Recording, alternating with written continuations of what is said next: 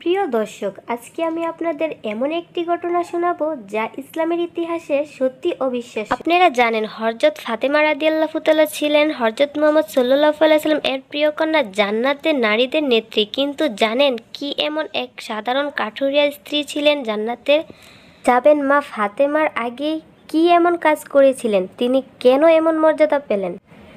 চলুন আমরা সেই অবিশ্বাস্য কাহিনী প্রবেশ করি। মদিনার প্রান্তে বসবাস করতেন এক সাধারণ কাঠুরিয়া।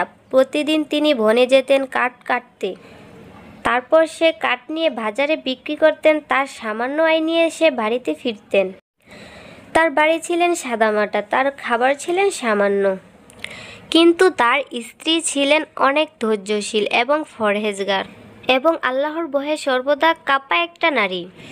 একদিন কাঠুরিয়া সারাদিন কাজ করে খুব ক্লান্ত হয়ে বাড়িতে ফিরে স্ত্রীকে বললেন, আজ কিছু খাবারের ব্যবস্থা করো, সারাদিন পরিশ্রম করেছি, খুব ক্ষুধা লেগেছে।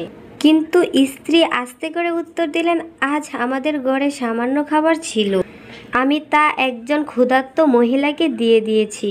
তখন কাঠুরিয়া অবাক হয়ে গেলেন, নিজে না খেয়ে অন্যকে খাইয়ে দিল। তারপর তার স্ত্রী শান্ত কণ্ঠে বললেন, আল্লাহর সন্তুষ্টির জন্যই করেছি, হয়তো এই ছোট দানই আমাদের জান্নাতের চাবি হবে।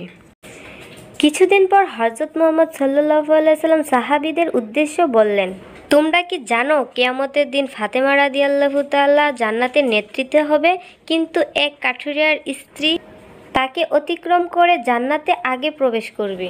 তারপর সাহাবীরা জিজ্ঞেস করলেন, ইয়া রাসূল সাল্লাল্লাহু আলাইহি সাল্লাম, মা ফাতেমা রাদিয়াল্লাহু তাআলা এর আগে কেউ জান্নাতে যেতে পারবেন না? রাসূল সাল্লাল্লাহু আলাইহি সাল্লাম উত্তর দিলেন, হ্যাঁ, কারণ সে নারী ক্ষুধার্ত, কষ্ট ভুলে গিয়েও একজন অসহায়কে খাইয়ে দিয়েছিলেন। তার নিঃস্বার্থ দান এবং খাঁটি নিয়তে আল্লাহর কাছে এত মূল্যবান হয়েছে যে তাই সে তার জান্নাতের দরজা তার আগেই খুলে যাবে। প্রিয় দর্শকবিন্দু, কাঠুরিয়ার স্ত্রী ছিলেন না কোনো ধনী মহিলা, ছিলেন না কোনো নামকরা আলিমা, এমনকি ইতিহাসে তার নাম আমরা জানি না। কিন্তু তার খাঁটি নিয়ত এবং নিঃস্বার্থ ত্যাগ তাকে এমন মর্যাদা দিল যা আমরা কল্পনাও করতে পারি না। আল্লাহর কাছে বড় হওয়ার জন্য ধন সম্পদ বা খাদি লাগে না, লাগে শুধু একটি সৎ মন আর খাঁটি আমল। আমরা এই কাহিনী থেকে শিখেছি সামান্য দানও আল্লাহর কাছে বিশাল হতে পারে। দুনিয়ার কাছে ছোট কাজ হলেও আখিরাতে হতে পারে জান্নাতের টিকিট।